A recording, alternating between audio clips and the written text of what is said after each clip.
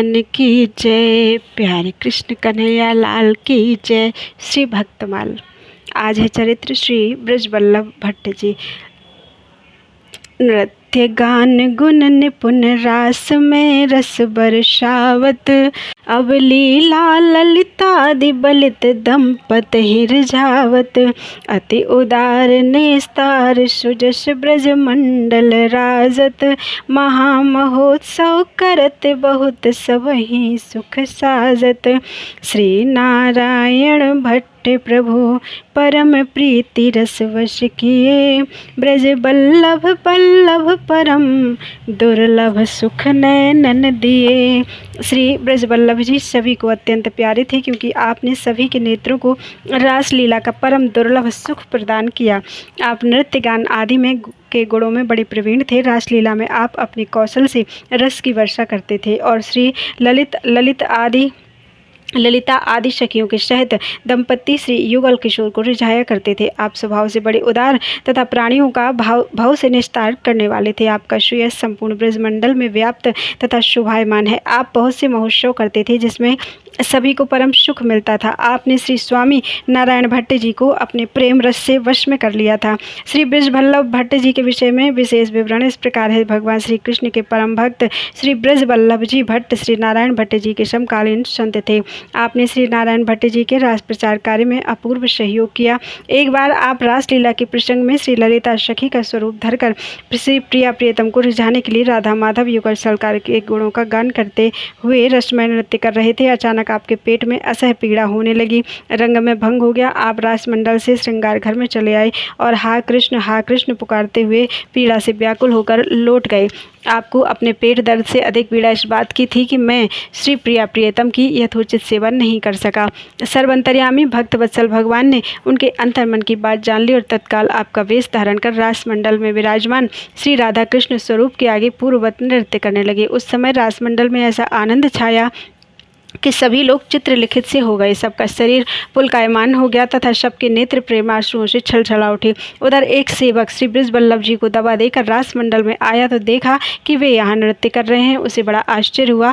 वह पुनः श्रृंगार घर में आया तो देखा श्री ब्रजवल्लभ जी पीड़ा से कराह रहे हैं और हा कृष्ण पुकार रहे हैं। यहाँ से जब वह पुनः रासमंडल में गया तो देखा वहाँ तो ब्रजवल्लभ जी प्रेमोल्लास में आनंदमग्न होकर नृत्य कर रहे हैं। दोनों जगह वह आपको देखकर आश्चर्यचकित हो गया। सहसा तो उसे अपनी आंखों पर विश्वास ही नहीं हो रहा था। फिर वह श्रृंगार घर में आया और आपसे रासमंडल में हो रहे अद्भुत नृत्य का समाचार बताया। आपने किसी प्रकार पीड़ा को दबाकर धैर्य धारण किया और रासमंडल में आए और वहां का दृश्य देखा तो आपकी भी आंखें फटी की फटी रह गई। परंतु इस रहस्य को समझने में आपको देर न लगी कि स्वयं प्रभु ही मेरा रूप धारण करके नृत्य कर रहे हैं। प्रभु की इस कृपा वत्सलता को देख आप आनंद आधिक्य में मूर्छित हो गए। दूसरे दिन जब चैतन्य हुए तो आपने इस रहस्य का उद्घाटन किया। बोलो वृंदावन बिहारी लाल की जय। श्री रूप सनातन जी। अगला चरित्र है। गौड़ देश बंगाल होते सब ही अधिकारी, है गए भवन भंडार विभव भूभुज उनहारी। यह सुख अनित विचारी बास वृंदावन कीन हो, जथा लाभ संतोष कुंज करवा मन दीन हो। ब्रज भूमि रहस राधा कृष्ण, भक्त तोष उद्धार कियो। संसार स्वाद सुख बात ज्यों, दुहु रूप सनातन तज दियो। श्री रूप जी तथा श्री सनातन जी इन दोनों भाइयों ने संसार स्वाद के सब सुखों का वमन अर्थात उल्टी की भांति परित्याग कर दिया। आप दोनों भाई पहले बंगाल प्रांतस्थ गौड़ देश के शासक के यहाँ उच्चाधिकारी थे। आपके पास राजाओं के समान घोड़े, हाथी, महल, मकान, कोष, खजाना, भोग, ऐश्वर्य आदि थे। परंतु इस संसार के सुख को अनित्य विचार कर आप दोनों ने सब कुछ छोड़कर श्री वृंदावन में दृढ़ वास किया। भगवद इच्छा से शरीर निर्वाह के लिए सहज में जो कुछ मिल जाता उसी में संतोष करते थे। राजेश्वरी से मन हटाकर परम वैराग्यपूर्ण जीवन बिताते थे। आप दोनों ने श्री ब्रजभूमि के रहस्यों तथा श्री राधा कृष्ण के रहस्य तत्वों को प्रकट कर भक्तों को परम संतोष प्रदान किया तथा जगत के जीवों का उद्धार किया। श्री रूप सनातन के विषय में विशेष विवरण इस प्रकार है। 400 वर्ष से अधिक बीत चुके बंगाल के सिंहासन पर हुसैन शाह नामक एक मुसलमान शासक अधिष्ठित था। उसके उच्च पदस्थ कर्मचारी प्रायः हिंदू ही थे। बादशाह के उच्च पदाधिकारियों में रूप और सनातन नाम के दक्षिण के 2 ब्राह्मण बंधु मंत्री के पद पर प्रतिष्ठित थे। मुस्लिम शासक के सान्निध्य तथा राजसी परिवेश के प्रभाव से इनका रहन सहन भी मुसलमान रईसों जैसा हो गया था। बादशाह ने भी इनके मुस्लिम नाम रख दिए थे। राज्यों में ये दबीर खास और शाकिर मल्लिक के नाम से प्रसिद्ध थे। सनातन का असली नाम अमर और रूप का नाम संतोष था।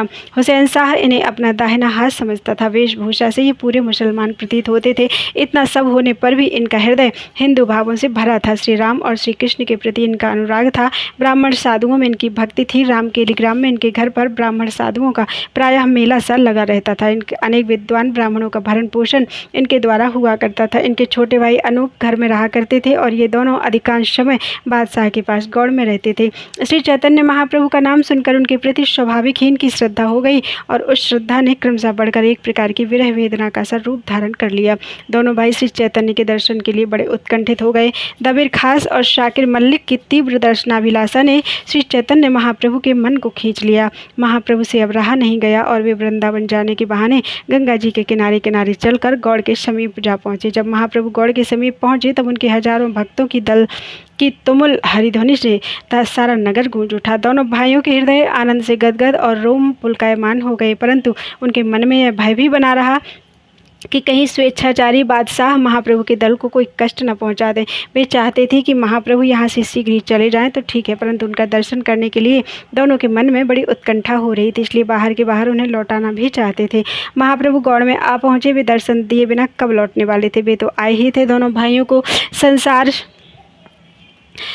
कूप से खींचकर बाहर निकालने के लिए रात को दोनों भाई महाप्रभु के दरबार में पहुंचे। प्रभु अपने प्रियतम परमात्मा के प्रेम में समाधिस्थ थे।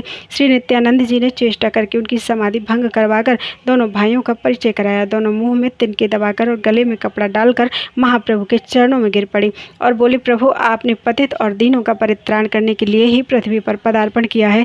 हम जैसे दयनीय पतित आपको कहाँ मिलेंगे? आपने जगाई मधाई का उद्धार किया, परंतु वे तो अज्ञान से पाप करते थे। उद्धार तो सबसे पहले मेरा होना चाहिए था, क्योंकि हमने तो जानबूझकर पाप किए हैं। वास्तविक पतित तो हम ही हैं नाथ। अब आपके सिवा हमें और कहीं ठौर नहीं। महाप्रभु उनकी निष्कपट दीनता को देखकर मुग्ध हो गए। दया से उनका हृदय द्रवित हो गया। वे बोले, उठो, दीनता को दूर करो। तुम्हारी इस दीनता को देखकर मेरा हृदय फटा जा रहा है। तुम मुझे बड़े प्रिय हो। मैं यहाँ तुम ही दोनों भाइयों से मिलने आया हूँ। तुम निश्चिंत रहो, शीघ्र ही तुम पर श्री कृष्ण की कृपा होगी। आज से तुम्हारा नाम सनातन और रूप हुआ।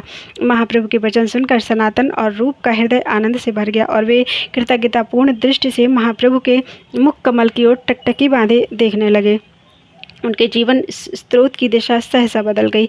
इसके बाद महाप्रभु ने सनातन के परामर्श से इतने लोगों को साथ लेकर वृंदावन जाने का विचार छोड़ दिया और वापस नीलाचल की ओर लौट गए। इधर रूप सनातन की दशा कुछ और ही हो गई। वैराग्य उमड़ पड़ा। राज्य वैभव और मंत्रित्व से मन हट गया। एक क्षण भी राजकाज में रहना उनके लिए नरक यंत्रणा के समान दुखदायी हो गया। सनातन की अनुमति से रूप तो छुट्टी लेकर अपने घर रामकेली चले गए। सनातन बीमारी का बहाना करके डेरे पर ही रहने लगे। रूप ने 2 गुप्तचर महाप्रभु के समीप नीलाचल भेज दिए और उन्हें ताकीद कर दी कि महाप्रभु के वृंदावन की ओर प्रयाण करते ही शीघ्र लौटकर मुझे सूचना देना।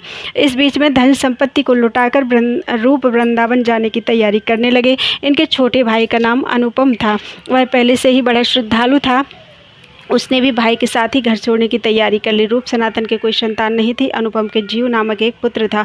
उसे थोड़ा सा धन सौंपकर शेष सारा धन गरीबों को लुटा दिया गया। इतने में समाचार मिला कि सनातन को बादशाह ने कैद कर लिया। जानी हुई सी बात थी। रूप और अनुपम ने शीघ्र ही चले जाने का विचार किया और अनुचरों के नीलाचल से लौटते ही महाप्रभु के वृंदावन गमन की बात सुनकर दोनों भाई वृंदावन को चल दिए। जाते समय एक पत्र सनातन को इस आशय का लिख गए कि हम लोग दोनों वृंदावन जा रहे हैं।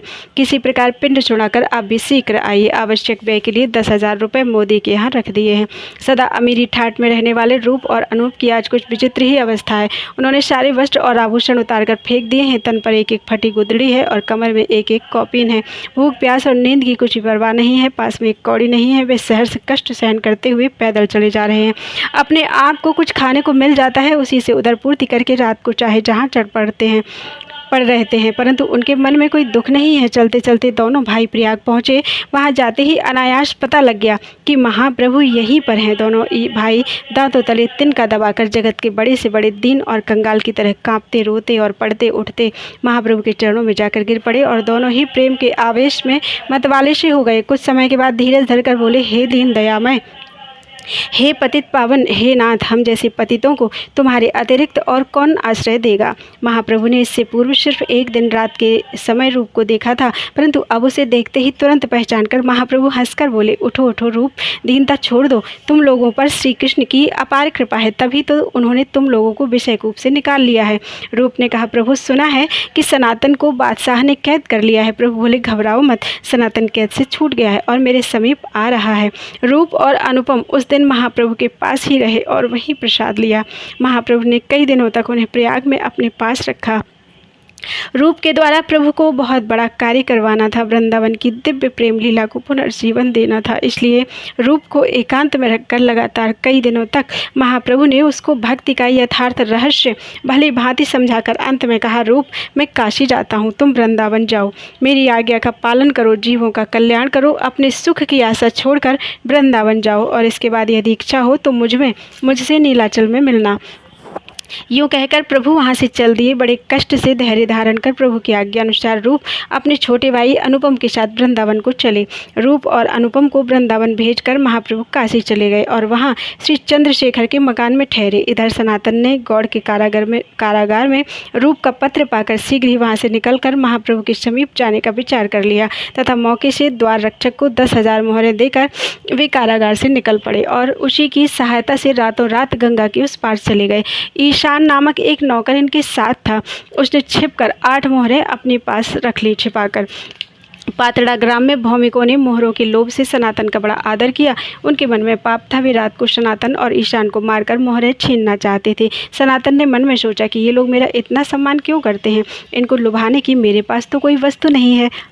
उनके मन में संदेह हुआ और उन्होंने ईशान से पूछा, मालूम होता है तुम्हारे पास कुछ धन है। ईशान ने एक मोहर छिपाकर कहा, हाँ 7 मोहरें हैं।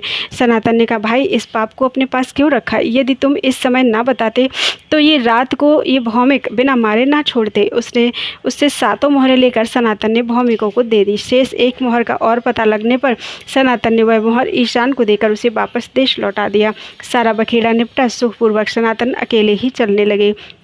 संध्या के समय हाजीपुर नामक स्थान में पहुंचे और एक जगह बैठकर बड़े ऊंचे स्वर से श्री कृष्ण के पावन नाम का कीर्तन करने लगे। उन्हें सच्ची शांति और विश्रांति इसी में मिलती थी। वास्तव में बात भी ऐसी ही है। सनातन के बहनोई श्रीकांत बहुत दिनों से हाजीपुर में थे। वे गौड़ बादशाह के लिए घोड़ी खरीदने आए थे। संध्या का समय था। श्रीकांत एक तरफ बैठे आराम कर रहे थे। उनके कानों में हरि नाम की मीठी मीठी आवाज़ गई। पहचाना हुआ सा स्वर था। श्रीकांत उठकर सनातन के पास आए और देखते ही अवाक रह गए। उन्होंने देखा सनातन का शरीर जीर्ण हो गया है। वे फटी हुई मैली सी धोती पहने हुए हैं, दाढ़ी बढ़ रही है, मुख पर बैराग्य की छाया पड़ी हुई है और जोर जोर से मतवाले की भांति हरि नाम का उच्चारण कर रहे हैं। श्रीकांत ने सनातन को पुकार कर सचेत किया और उनके पास बैठकर इस हालत का कारण पूछा। सनातन ने संक्षेप में सारी कहानी सुना दी। श्रीकांत ने कहा, ऐसा ठीक नहीं, घर लौट चलिए। सनातन ने कहा, घर ही तो जा रहा हूँ, अब तक घर भूला हुआ था, पराए घर को घर माने हुए था, अब पता लग गया है, इसीलिए तो दौड़ता हूँ। आंखें खुलने पर स्वप्न के महलों में कौन रहता है। श्रीकांत ने समझाने की बड़ी चेष्टा की, परंतु समझे हुए को भूला हुआ क्या समझाएगा। जहाँ वैराग्य का सागर उमड़ा हो वहाँ विषय रूपी कूड़े को कहाँ स्थान मिल सकता है। श्रीकांत की बातें सनातन के जागृत हृदय को स्पर्श नहीं कर सकी, ऊपर ही ऊपर उड़ गई। श्रीकांत ने समझा अब ये नहीं मानेंगे। अतएव सनातन के घर लौटने की आशा छोड़कर उन्होंने उनके राह खर्च के लिए कुछ देना चाहा। सनातन ने कुछ भी नहीं लिया। गहरा जाड़ा पड़ रहा था। श्रीकांत ने एक बढ़िया दुसाला देना चाहा। सनातन ने उसे भी नहीं लिया। श्रीकांत रोने लगे। उनका रोना देखकर सनातन का मन पिघला।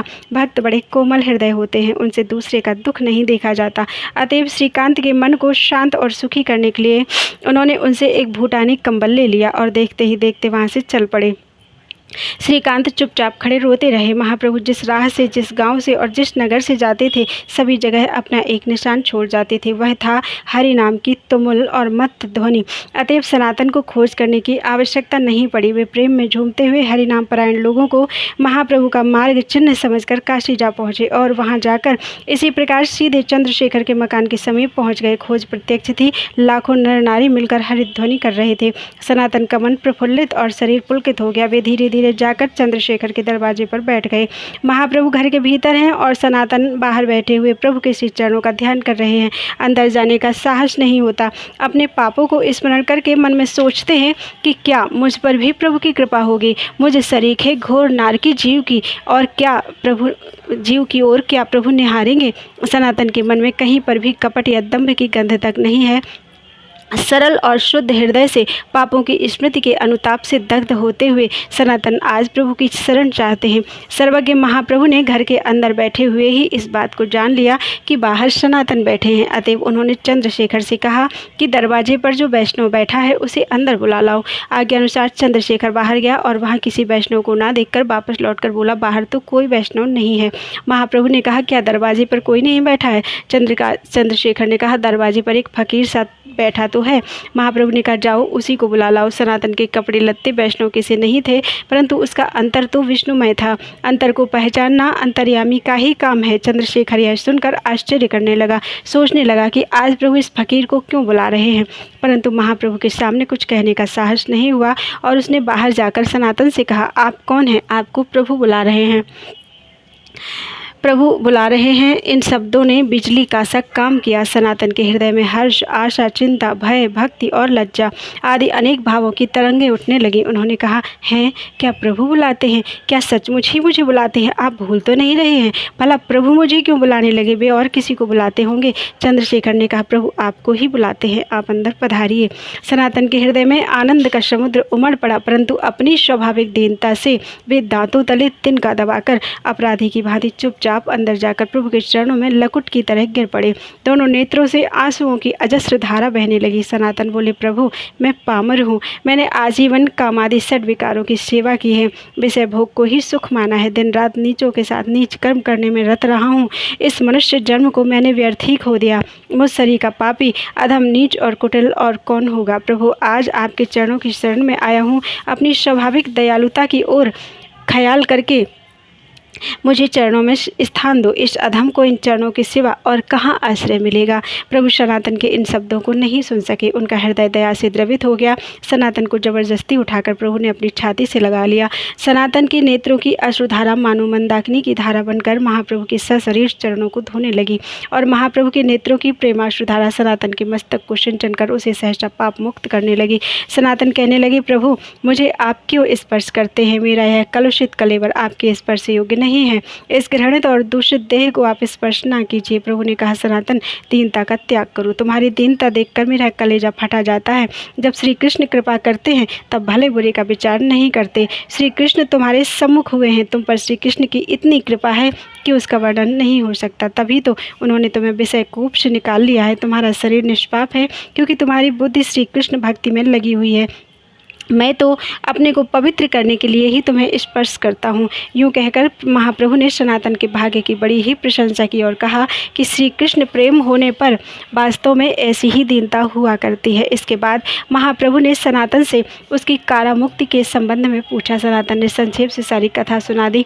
महाप्रभु ने चंद्रशेखर से कहा कि सनातन का मस्तक मुंडन कर इसे स्नान करवाकर नए कपड़े पहना दो। स्नान कर चुकने पर जब तपन मिश्र नामक एक भक्त सनातन को नई धोती देने लगे तब सनातन ने कहा, यदि आप मुझे वस्त्र देना चाहते हैं तो कोई फटा पुराना कपड़ा दे दीजिए, मुझे नए कपड़े से क्या प्रयोजन है। सनातन का आग्रह देखकर मिश्र ने एक पुरानी धोती दे दी और सनातन ने फाड़कर उसके 2 कौपीन बना लिए। सनातन के इस वैराग्य को देखकर महाप्रभु मन ही मन बड़े प्रसन्न हुए, परंतु श्रीकांत जी की दी हुई कंबल सनातन के कंधे पर इस समय भी पड़ी हुई थी। महाप्रभु ने 2-4 बार उसकी ओर देखा। तब सनातन ने समझा कि मैंने अब तक यह सुंदर कंबल अपने पास रख छोड़ा है, मेरी विषय वासना दूर नहीं हुई है। इसी से प्रभु बार बार इसकी ओर ताक कर मुझे सावधान कर रहे हैं। सनातन ने गंगा तट पर जाकर वह कंबल एक गरीब को दे दिया। बदले में उससे फटी गुदरी लेकर उसे ओढ़ लिया। जब महाप्रभु ने सनातन को गुदरी ओढ़े देखा तब वे बड़े प्रसन्न हुए और बोले कि सनातन, श्री कृष्ण ने तुम्हारे विषय रोग को आज समूल नष्ट कर दिया। भला उत्तम वैद्य रोग का जरा सा अंश भी शेष क्यों रहने देता है। महाप्रभु ने सनातन को लगातार 2 महीने तक भक्ति तत्व की परम उत्तम शिक्षा देकर उनसे वृंदावन जाने का कार्य कहा और वहाँ रूप अनुपम के साथ मिलकर श्री कृष्ण का कार्य संपादन करने के लिए आदेश दिया। महाप्रभु तो नीलाचल चले गए और उनकी आज्ञा पाकर सनातन वृंदावन आए। वृंदावन आने पर पता लगा कि उनके भाई रूप और अनुपम दूसरे मार्ग से काशी होते हुए देश चले गए हैं। सनातन वन में एक पेड़ के तले रहने लगे। प्रतिदिन जंगल से लकड़ियां लाकर बाजार में बेचते और उसी से अपना निर्वाह करते। जो कुछ बच जाता सो दीन दुखियों को बांट देते। एक दिन जो बंगाल के हर्ता करता थे, आज वे ही हरि प्रेम की मादकता के प्रभाव से ऐसे दीन बन गए। कुछ समय तक वृंदावन में निवास करके सनातन महाप्रभु से मिलने के लिए नीलाचल की ओर चले। रास्ते में उन्हें एक चर्म रोग हो गया। कविराज गोस्वामी ने लिखा है कि झारखंड के दूषित जलपान से उनको यह रोग हो गया था। जो कुछ भी हो, सनातन रोगाक्रांत होकर नीलाचल पहुंचे और अपने को दीनहीन और पतित मानकर श्री हरिदास जी के यहाँ ठहर गए। श्री हरिदास जी के यहाँ महाप्रभु रोज जाया करते थे। उन्होंने जाकर सनातन को देखा। सनातन दूर से ही चरणों में प्रणाम करने लगे। महाप्रभु ने दौड़कर उन्हें छाती से लगाना चाहा, पर सनातन पीछे हट गए और बोले कि प्रभु, मुझे स्पर्श ना करें, मैं अत्यंत नीच तो हूँ ही, तिस पर भी मुझे कोढ़ हो गया है, इसलिए क्षमा करें। महाप्रभु ने कहा, सनातन, तुम्हारा शरीर मेरे लिए बड़ा ही पवित्र है। तुम श्री कृष्ण के भक्त हो। तुमसे जो घृणा करेगा वही अस्पृश्य है। यूँ कहकर महाप्रभु ने सनातन को जबरदस्ती छाती से लिपटा लिया। सनातन के कोढ़ का मवाद महाप्रभु के सारे शरीर में लग गया। महाप्रभु ने सनातन से कहा कि तुम्हारे दोनों भाई यहाँ आकर 10 महीने रहे थे। इसके बाद रूप तो वापस वृंदावन लौट गए हैं और अनुपम को यहीं श्री कृष्ण की प्राप्ति हो गई है। छोटे भाई का मरण सुनकर सनातन को खेद हुआ। प्रभु ने आश्वासन देकर सनातन से कहा कि तुम यहीं हरिदास जी के पास रहो। तुम दोनों का श्री कृष्ण में बड़ा प्रेम है। तुम लोगों पर शीघ्र ही श्री कृष्ण कृपा करेंगे। यूँ कहकर महाप्रभु चले गए और इसी प्रकार रोज रोज वहाँ आकर सनातन को आलिंगन करने लगे। सनातन के मन में इससे बड़ा क्षोभ होता था। भगवान मंगलमय परम पिता हैं, वे तो अपनी संतान पर नित्य दयामय है। उनसे कुछ भी मांगना उनकी दयालुता पर अविश्वास करना है। सनातन ने कुष्ठ की भयानक पीड़ा सहर्ष सहन की, परंतु किसी समय भी उनके मन में यह संकल्प नहीं उठा कि मैं प्रभु से अपने रोग की निवृत्ति के लिए कुछ प्रार्थना करूं। इन्हीं सब बातों को दिखलाने के लिए समर्थ होने पर भी प्रभु ने केवल दर्शन मात्र से सनातन के रोग का नाश नहीं किया। जब जगत सनातन के अतुलनीय निष्कपट निष्काम प्रेम और उनकी अनुकरणीय दीनता से परिचय हो गया, बस उसी समय सनातन रोग मुक्त हो गई। तदनंतर महाप्रभु ने सनातन को वृंदावन जाकर जीवों का उद्धार करने की अनुमति दी। महाप्रभु को छोड़कर जाने में सनातन को असीम कष्ट था, परंतु उनकी आज्ञा का उल्लंघन करना सनातन को उससे भी अधिक कष्टकर प्रतीत हुआ। सनातन वृंदावन चले गए, रूप भी वहीं पहुंच गए। दोनों ने मिलकर वृंदावन के उद्धार का कार्य किया। सनातन ने बृहद भागवतामृत, हरि भक्ति विलास, लीलास्तव, स्मरणीय टीका, दिग्दर्शनी टीका और श्रीमद् भागवत के 10वें स्कंध पर वैष्णव तोषणी नामक टीका बनाई। रूप ने भक्ति रसामृत सिंधु, मधुरा महात्म्य, पदावली, हंस दूत, उद्धव संदेश, अष्टादश कच्छंदः, स्तवमाला, उत्कलिकावली, प्रेमेंदु सागर, नाटक चंद्रिका, लघु भागवत तोषणी, विदग्ध माधव, ललित माधव, उज्ज्वल नीलमणि, दान के लिभानिका और गोविंद बिरुदावली आदि अनेक अनुपम ग्रंथों की रचना की। विदग्ध माधव की रचना विक्रम संवत 1582 में हुई थी। इन सब ग्रंथों में भक्ति और श्री कृष्ण तत्व आदि का बड़ा विशद वर्णन है। दोनों भाई वहाँ वृक्षों के नीचे सोते रहते, भीख मांगकर रूखी सूखी खाते, फटी लंगोटी पहनते, गुदड़ी और करवा साथ रखते। 8 पहर में केवल 4 घड़ी सोते और शेष समय सब श्री कृष्ण का नाम जप कर संकीर्तन और शास्त्रों का प्रणयन करते। श्री रूप और सनातन दोनों श्री वृंदावन में ही गोलोकवासी हुए। एक समय जो विद्या, पद, ऐश्वर्य और मान में मत्त थे, वे ही भगवत कृपा से अत्यंत विलक्षण, निरभिमानी, निर्लोभी, वैराग्यवान और परम प्रेमिक बन गए। श्री प्रियादास जी श्री रूप सनातन जी के विषय में कहते हैं, गोस्वामी श्री नाभा जी, श्री रूप जी तथा श्री सनातन जी के वैराग्य का वर्णन करने में ऐसे प्रेम मग्न हो गए कि 56 के 5 चरण वैराग्य वर्णन में ही पूरे हो गए। केवल एक चरण शेष रह गया। तब श्री नाभा जी के मन नाभाजी का मन अत्यंत संतप्त हो उठा कि मैंने इनके प्रेम पक्ष का तो कुछ वर्णन ही नहीं किया, फिर तो एक तुक शेष रह गई थी, उसी में करोड़ों कवित्वों का अर्थ भर दिया। श्री नाभाजी ने इस स्थल पर कविता का सच्चा स्वरूप दिखलाया है। इस एक तुक में श्री नाभाजी ने श्री रूप सनातन जी की श्री राधा कृष्ण रस की आचार्यता वर्णन की है। अहो, जिनकी कृपा दृष्टि से जन साधारण भी प्रेम पोथी पढ़ते हैं एवं पढ़ेंगे, उनके लिए यह कहना कि ये दोनों महानुभाव बड़े अनुरागी थे, क्या कोई बड़ाई है? अर्थात नहीं। भाव यह है कि ये तो सहज ही प्रेम रूप थे। कहत बैराग गए पागी नाभा स्वामी जुबे, गई निवर तुक 5 लागी आँची है, रही एक मांझ धर्यो कोटिक कवित अर्थ, याही ठौर ले दिखायो कविता को साँची है। राधा कृष्ण रस की आचार्यता कहिया में सोई जीवनाथ भट्ट छपे बनी नाच है, बड़े अनुरागी ये तो कही वो बड़ाई कहा, अहो जिन कृपा दृष्टि प्रेम पोथी बाँची है। काल के कुचक्र से ब्रजमंडल के तीर्थ प्रायः लुप्त गुप्त हो गए थे, अतः उन दिनों उन्हें और श्री ब्रजभूमि एवं श्री वृंदावन के स्वरूप एवं रहस्य को कोई नहीं जानता था। परंतु श्रीमद् भागवत में श्री सुखदेव जी ने श्री ब्रज वृंदावन के संबंध में कुछ कहा है, श्री रूप सनातन जी ने वैसा ही प्रकट करके दिखा दिया था। आपकी उपासना की रीति भी श्रीमद् भागवत के ही अनुसार थी। आपने रससार श्रृंगार रस की उपासना अपनाई थी, जो रसिक महानुभावों को परम सुखदायिनी है। श्री गौरांग महाप्रभु का आदेश पाकर आपने कुछ दिन तक श्री गोपीश्वर महादेव के निकट निवास किया और श्री महाप्रभु की कृपा से सब प्रकार की भक्ति पाकर बहुत से भक्ति ग्रंथों की रचना की। ग्रंथों में वर्णित आपकी एक एक बात में मन बुद्धि जब निमग्न होते हैं तो वह सुख मिलता है कि फिर शरीर पुलकायमान हो जाता है और आँखों से आंसुओं की झड़ी सी लग जाती है। वृंदावन ब्रज भूमि जानत न को प्राय, दई दरसाए जैसी सुख मुख गाई है, रीति हो उपासना की भागवत अनुसार, लियो रस सार सो रसिक सुखदाई है। आज्ञा प्रभु पाए पुण्य गोपीश्वर लगे आए, किए ग्रंथ पाए भक्ति भांति सब पाई है, एक एक बात में समात मन बुद्धि जब, पुलकित गात द्रग झरी सी लगाई है।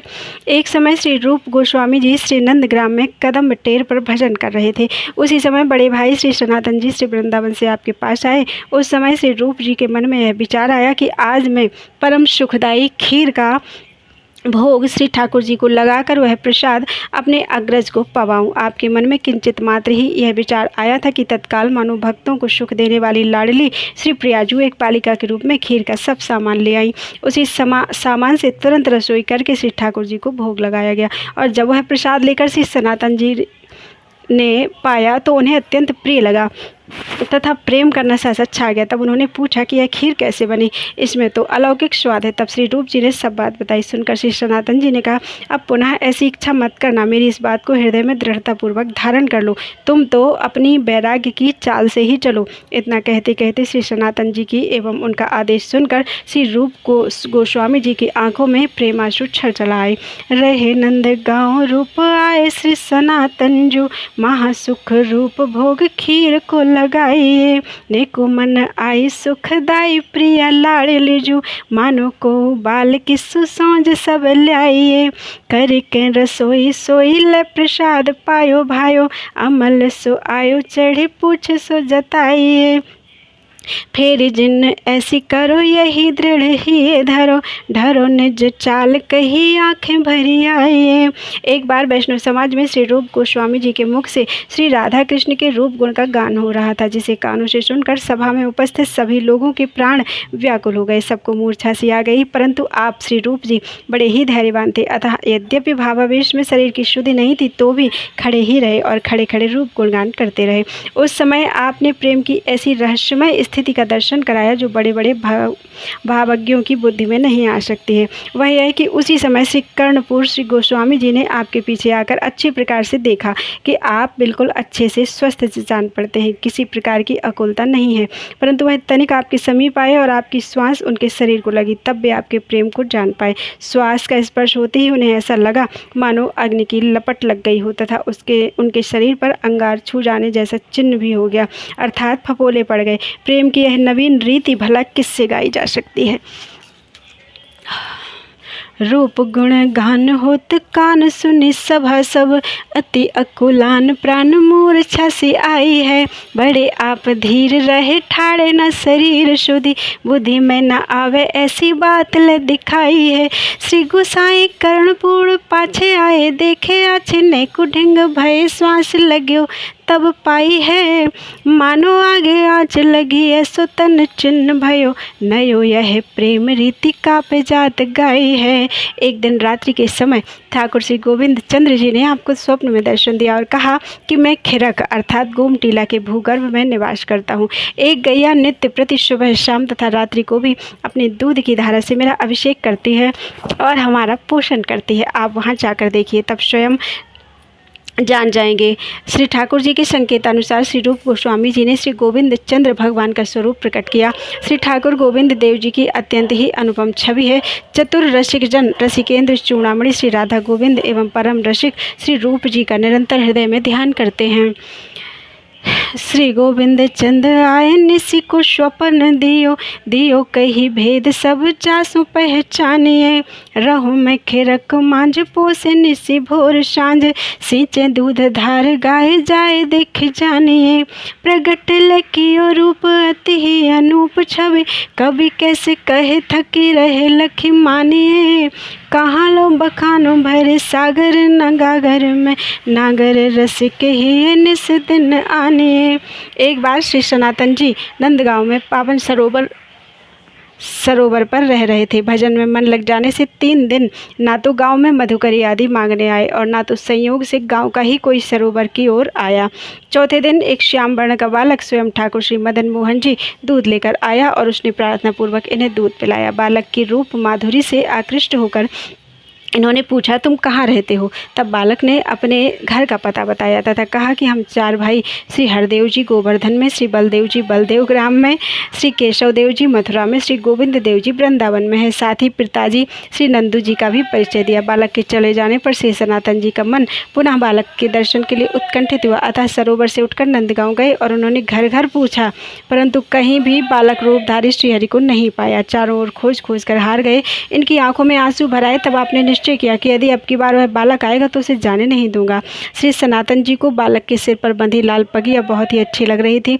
आप रात दिन उसी लाल पाग वाले सांवरे किशोर का ध्यान करने लगे। रहे श्री सनातन जो नंदगांव पावन पे, आवना दिवस 3 दूध लेके प्यारिये। सांवरो किशोर आप पूछे कि ही और रहो, कहे 4 भाई पिता रीति हो उचारिये। गए ग्राम बूझी घर हरि पे न पाए, कहूँ चहूँ दिसी हेरी हेरी नैन भरी डारिये। अब के जो आवे फिर जान नहीं पावे, शीस लाल पाग भावे निस दिन उर्धारिये। श्री रूप गोस्वामी जी ने चाटु पुष्पांजलि नामक स्तोत्र में श्री राधिका जी की वेणी की नागिन से उपमा दी है। इस प्रसंग को जब श्री सनातन जी ने पढ़ा तथा श्री राधिका जी का स्वरूप नेत्रों से देखा तो उन्हें यह उपमा नहीं जची। उन्होंने सोचा कि जान पड़ता है भाई ने भाव पद्धति से हटकर केवल काव्य पद्धति का अनुसरण करते हुए ऐसा लिखा है। परंतु एक दिन आप श्री राधा कुंड के किनारे बैठे भजन कर रहे थे। इतने में क्या देखा कि एक वृक्ष की डाल पर झूला पड़ा हुआ है। उस पर बैठी एक गौड़ वन की किशोरी प्रफुल्लित मना झूल रही है और सखियां उमंग में भरी झूला झुला रही हैं। उस किशोरी की पीठ पर आपको लपलपाती हुई नागिन सी दिखाई पड़ी। आप तुरंत ही नागिन से किशोरी की रक्षा करने के लिए दौड़ पड़े, परंतु समीप पहुंचने पर देखा कि वह नागिन नहीं है, वस्तुतस्तु उसकी वेणी है। इतने में ही वह झूले का दृश्य भी अंतर्धान हो गया। फिर तो आप समझ गए कि यह तो साक्षात किशोरी राधिका जी सखियों के साथ झूला झूल रही थी और हमारे भ्रम का निवारण करने के लिए यह लीला की थी। फिर तो आप अपने छोटे भाई श्री रूप जी के पास आए और अत्यंत श्रद्धापूर्वक उनकी परिक्रमा की। बड़े भाई को अपनी परिक्रमा करते देखकर श्री रूप जी ने भयभीत होकर इनके चरण पकड़ लिए। श्री सनातन जी ने उन्हें उठाकर पाकर हृदय से लगा लिया। दोनों ही भाई प्रेम रस सार में पके हुए थे। आप दोनों की चरित्र अपार हैं। आपका श्रेय संसार में जगमगा रहा है। कही ब्याली रूप बेनिन रख स्वरूप नैन, जानी श्री सनातन जुका बे अनुसारी। रसाद राधा सर तीर द्रुम डार गई, झूले फूले देखत लफ लफात गति मति बारी। आए यो अनुज पास फिरे आस पास, देखी भयो अति त्रास गए पाँव उर्धारिये। चरित अपार उभे भाई हित सार पगे, जग जग माहि मति मन में उचारिये। बोलो वृंदावन बिहारी लाल की जय।